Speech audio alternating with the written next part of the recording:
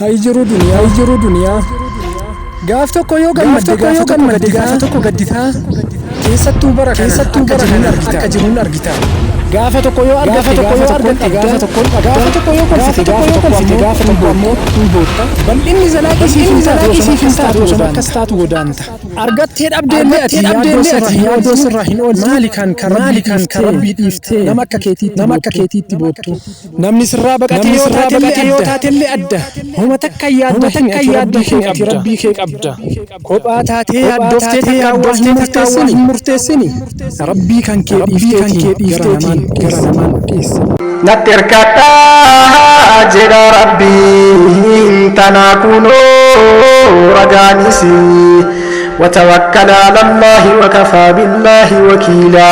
ربمتي أسركتو إركوتاو في إسجها